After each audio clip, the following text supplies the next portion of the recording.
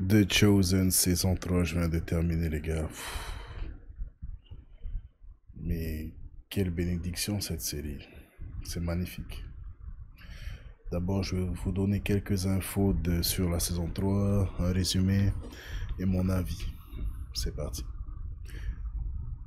Les deux premiers épisodes de la saison 3 ont été présentés en salle de cinéma à partir du 18 novembre 2022 avant d'être diffusés gratuitement en streaming sur l'application de Chosen et d'autres plateformes comme Angel Studio avec diffusion hebdomadaire. Le final a également bénéficié d'une sortie en salle le 2 février 2023. En plus, l'épisode final, je crois que ça a duré 1h30, c'était comme un film, les gars. Accueil et modèle économique. La série se distingue par son modèle participatif et son financement en grande partie par le crowdfunding, avec une distribution innovante qui met cinéma, streaming, chaînes linéaires comme de CW et diffusion gratuite. C'est incroyable, les gars. Le mode de diffusion de The Chosen, c'est pour ça, ce qui est bien, c'est pas quand on est à une chaîne ou un truc, ça sort au cinéma, ça sort sur des trucs de streaming, ça sort sur la plateforme gratuite de The Chosen, ça sort sur une chaîne comme de la CW, c'est partout en fait. Et résumé de la saison 3, contexte et enjeu narratif. Cette saison bat son plein après le sermon sur la montagne, oui, de la saison 2.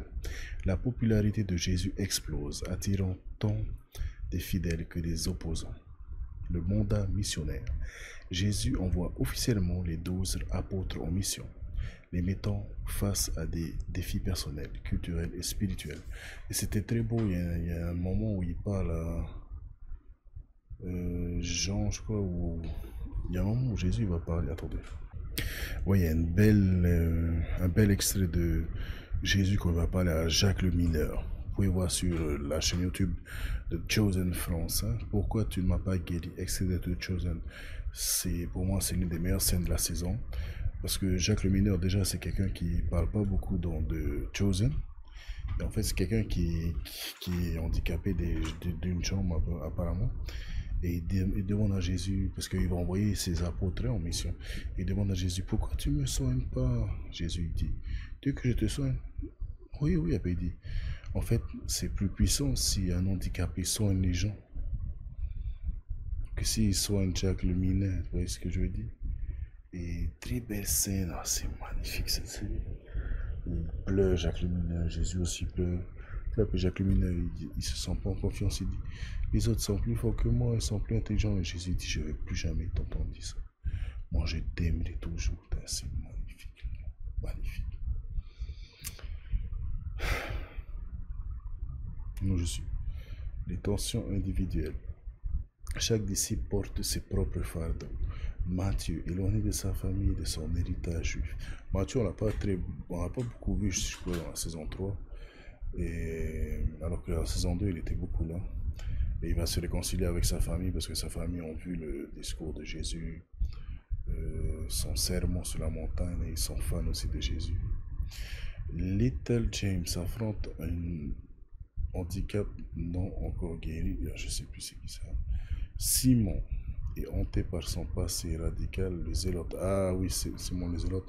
Ben, le zélote, par exemple, il va montrer à ces zélotes qui étaient venus pour lui. En fait, il y a les zélotes qui vont venir pour tuer Simon parce qu'il a quitté l'ordre, mais il va dire, venez avec moi, je vais vous montrer que Jésus est le Messie. Après, Jésus il guérit une femme voilà, qui était impure selon le truc, selon l'époque.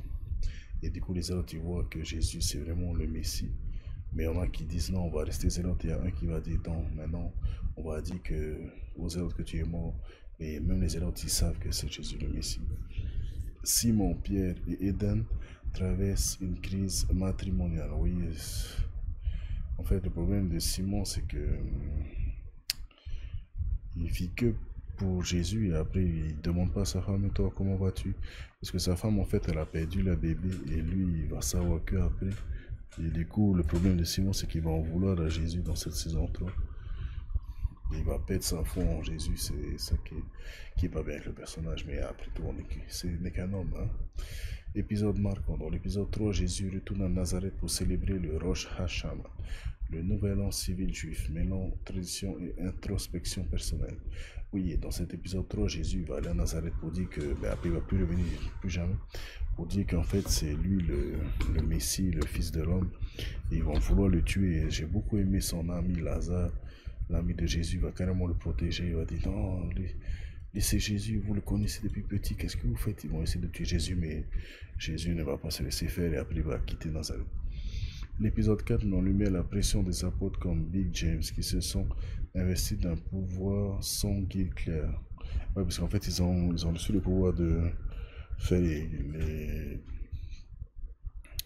comment on dit ça? Le pouvoir de soigner, le pouvoir de bénir et tout, mais ils ne savent pas pourquoi. Mais ça viendra après. Perspective humaine et spirituelle.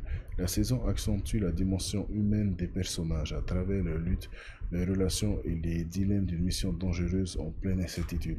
C'est vrai que ce qui me choque en fait, c'est que les disciples, je sais pas si c'est d'après le prêtre que je regarde sur YouTube, c'est l'une des séries les plus fidèles, hein. Mais on voit que les disciples, ils ont beau voir Jésus faire mille et un miracles, ils sont toujours là à lui dire non, à le questionner, genre, t'es sûr Jésus, t'es sûr, c'est incroyable. On dirait ils ont pas une confiance pleine en Jésus, c'est ça qui me choque en fait. Et dans cette saison 3 aussi, c'est Jésus va réussir à rassembler des milliers de personnes. Il y aura le miracle où Jésus va rassembler des milliers de personnes. Par exemple, il y aura des Grecs qui croient en Zeus, ou plein de différents peuples que les Juifs.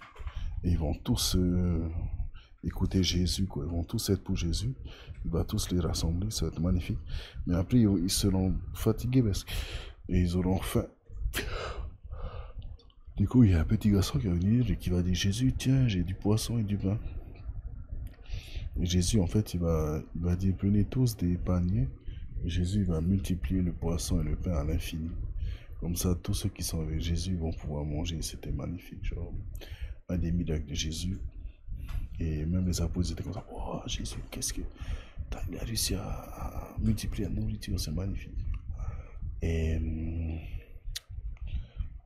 après, on aura un dernier miracle. C'est quand Jésus va marcher sur l'eau, il va dire à Simon, Pierre, viens vers moi. Parce que Pierre, il va dire, si tu es Jésus, dis-moi de venir vers toi. Et après, vous voyez cette scène mythique de la Bible quand Pierre il marche, après il commence à tomber parce qu'il n'a pas eu la foi à fond. Et il va dire, Jésus, homme de peu de foi. Il y a carrément dit Simon. Simon il va dire, pardonne-moi Jésus, pardonne-moi, pardonne-moi. Parce qu'en fait, Simon il était fâché parce que sa femme a perdu le bébé et il a cru que c'est Jésus. Genre, Jésus il soigne tout le monde. Mais quand c'est pour soigner sa femme et son bébé, Jésus n'a pas soigné. En fait, voilà, c'était un truc comme ça, quoi. Mais voilà, Jésus c'est le GOAT, les gars. Laissez tomber, c'est le boss, quoi. Alors, point fort. Narration structurée et cohérente. Contrairement à des épisodes indépendants, la saison propose une intrigue centrée avec une progression claire autour du mandat missionnaire et des tensions internes. L'accent est mis sur la complexité psychologique des apôtres, dépendant les miracles à l'épisode. Action est un levier de développement, pas une fin en soi. On découvre des contextes tels que la logistique financière via Marie-Madeleine et Tamar, l'impact de la vocation sur la famille et des questions théologiques profondes à travers des situations humaines. Les décors, la mise en scène et la direction d'acteurs montrent une montée en puissance par rapport à la saison 2. Moi, j'ai beaucoup aimé cette saison 3, les gars. La saison 3 est une étape charnière. Elle approfondit la mission de Jésus et des apôtres tout en explorant leur humanité avec sensibilité. Malgré un rythme parfois soutenu, elle se distingue pour une narration plus cohérente, des personnages riches et un changement esthétique notable. Une saison saluée pour sa profondeur émotionnelle et son ambition, tout en laissant place aux attentes pour les saisons suivantes. Oh, les gars, faites-moi avec The Chosen, c'est un peu égoïste ce que je vais dire, mais c'est genre, on voit trop les apôtres. Et en plus, on voit pas tout le temps les mêmes apôtres. Enfin, on voit tout le temps les mêmes apôtres. C'est là qu'on voit certains apôtres. Et en fait, moi, je vais voir que Jésus tellement c'est lui que j'aime, quoi. Et en fait, moi, j'ai envie de tout le temps voir Jésus, de tout le temps voir ses conseils et tout. Je sais que cette série, c'est un peu comme Game of Thrones, c'est une série chorale où on voit plusieurs personnes. Il y a les films, si on veut voir que Jésus, mais ouais, Jésus, c'est un mot de pense, quoi. C'est le meilleur. Et je sais que les apôtres, là, eux aussi, ils seront, ils vont tous, la plupart vont mourir dans la souffrance pour propager la parole du Seigneur. Mais ils méritent quand même une série sur eux également. Mais voilà, c'est magnifique, les gars, c'est magnifique cette saison 3. Je sais que dans la saison, je sais pas ce qu'il y aura dans la saison 4, je sais que dans la saison 5, c'est Jésus à Jérusalem, là, quand il va se faire trahir par Judas dans deux épisodes. Après la saison 6, c'est la crucifixion. La saison 7, c'est la résurrection. Donc la saison 4, je sais pas du tout ce que c'est. Mais j'ai hâte de commencer cette saison 4 et magnifique de Chosen. J'adore la série. Amen.